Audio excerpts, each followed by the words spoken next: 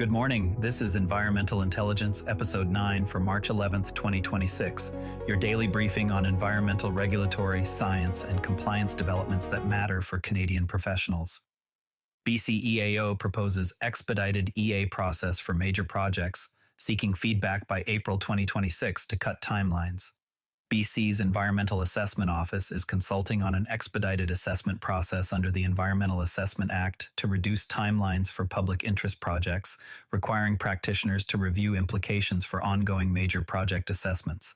Ontario finalizes a $20 million plan to merge 36 conservation authorities into 9, altering watershed management and permitting workflows in the province.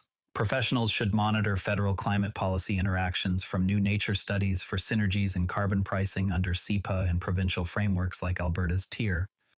Let's dive into the lead story out of British Columbia. The BC Environmental Assessment Office released a proposal for an expedited environmental assessment process under the Environmental Assessment Act, focusing on major projects deemed in the public interest to streamline decision-making. Under the 2018 Act, the standard process usually runs 3 to 5 years, involving detailed scoping, public input, Indigenous consultations, and impact assessments.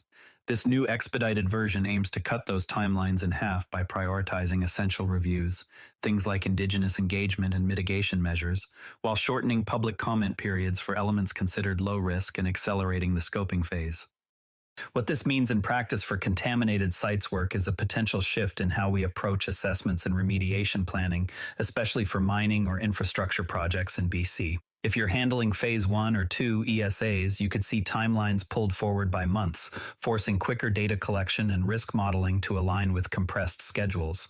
Remediation engineers might need to front-load designs for systems like pump and treat or permeable reactive barriers to fit these faster tracks. The proposal maintains core protections, so don't expect corners cut on substance, but the pace could strain resources if your team isn't prepared. The consultation period closes in April 2026, with possible implementation by Q3 2026. I'd recommend submitting feedback to shape the final criteria. Focus on how expedited processes intersect with site-specific remediation needs. Also, keep an eye on overlaps with the federal IAA. For hybrid assessments, this could mean navigating dual timelines more efficiently, but it adds complexity if federal reviews lag. What I find interesting here is the signal from BC. They're pushing for efficiency without gutting rigor, which could set a precedent for other provinces dealing with project backlogs. If you're bidding on BC work, factor this into your proposals now. Shorter assessments might mean tighter margins, but also faster approvals.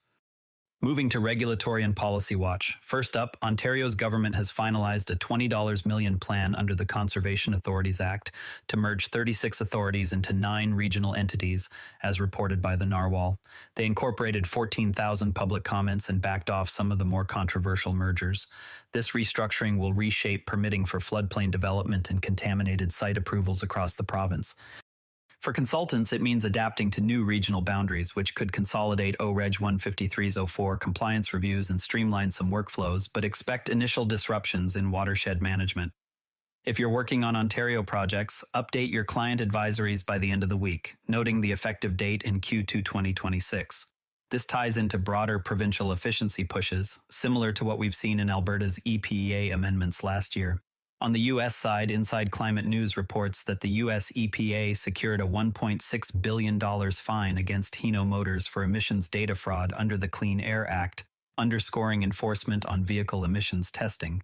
For us in Canada, this could pressure harmonization of federal CEPA vehicle standards, especially in cross-border air quality monitoring aligned with CCME guidelines. Keep watching for Canada Gazette notices on potential aligned enforcement actions throughout 2026.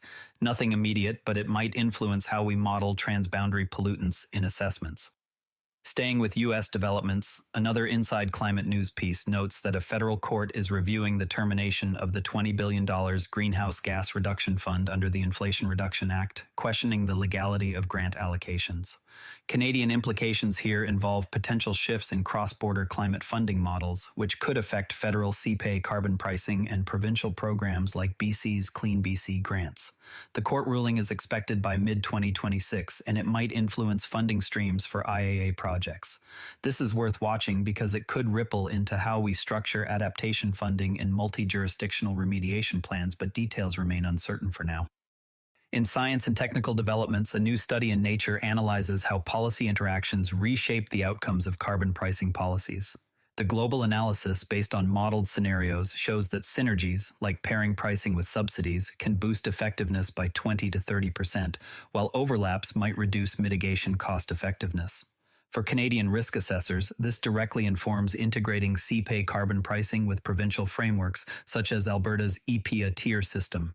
If you're modeling compliance for oil sands sites, factor these synergies into your scenarios to optimize cost projections. Cross-reference with CCME guidelines for harmonized application, especially in projects spanning jurisdictions. It confirms what many of us have suspected about stacking policies for better emissions reductions without reinventing the wheel. Relatedly, another Nature study provides a cross-national comparative assessment of synergies and conflicts in climate policy mixes. Drawing on global data, it identifies interactions that yield up to 15% higher emissions reductions in synergistic setups, with conflicts often arising from subsidy and carbon tax overlaps. Practitioners should apply this to federal-provincial overlaps under CEPA and frameworks like the Ontario EPA, refining risk assessments for adaptation projects that involve site-specific carbon thresholds. Align it with CCME Canada-wide standards to ensure consistency across borders. What stands out is how these findings quantify the value of policy alignment, useful for advising clients on tier compliance or CEPA reporting, where avoiding conflicts can shave real dollars off mitigation costs. For industry and practice notes, circling back to BC, the Environmental Assessment Office is seeking feedback on that proposed expedited process, as detailed in a BC Gov news release. It's aimed at efficient assessments for major projects, potentially reducing timelines by 50% through streamlined reviews. Remediation engineers in BC should evaluate how this impacts designs for systems like pump and treat or permeable reactive barriers, particularly in mining contexts where shorter consultation windows could compress fieldwork. Brief your teams on submitting feedback to help shape the criteria, which will affect Q3 2026 project bids. In my experience, these changes often mean reallocating resources up front. Think accelerated vapor intrusion modeling under CSR Protocol 13 to stay ahead. It's a practical shift that could make BC more competitive for infrastructure work, but only if the criteria don't overlook site complexities. Action items for today. If you're involved in major project assessments in BC, review the Environmental Assessment Act proposal for expedited processes and submit feedback by April 2026 to influence timelines. Update your Ontario Phase 2 ESA templates under O, Reg 15304 to account for the merged Conservation Authority boundaries, effective Q2 2026. Assess CPA carbon pricing models against the new nature findings on policy synergies, adjusting compliance strategies for Alberta tier-regulated sites. Monitor US EPA enforcement trends for potential updates to federal vehicle emissions standards under CEPA, which could impact cross-border air monitoring programs.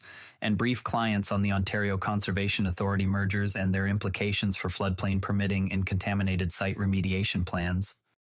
Looking at the week ahead. March 15, 2026 marks the close of the Federal Canada Gazette Part 1 comment period on proposed CEPA amendments for PFAS thresholds. Review for any impacts on lab accreditation under ISO 17025. On March 18th, Alberta's EPEA annual compliance reporting deadline hits for Tier 1 contaminated sites. Make sure your groundwater monitoring data aligns with CCME guidelines. March 20th brings the end of Ontario EPA consultation on updated risk assessment protocols. Submit input on O-Reg 15304 equivalencies if it affects your work. And on March 22nd, there's a BC CSR Protocol 13 webinar on vapor intrusion modeling. Register if you're looking for remediation technology updates. Before we wrap, tomorrow, watch for more on the impending federal PFAS amendments and how they might reshape lab protocols across jurisdictions. That's Environmental Intelligence for March 11th, 2026. If this briefing is useful to your practice, share it with a colleague and subscribe wherever you get your podcasts. We're back tomorrow. Have a productive day.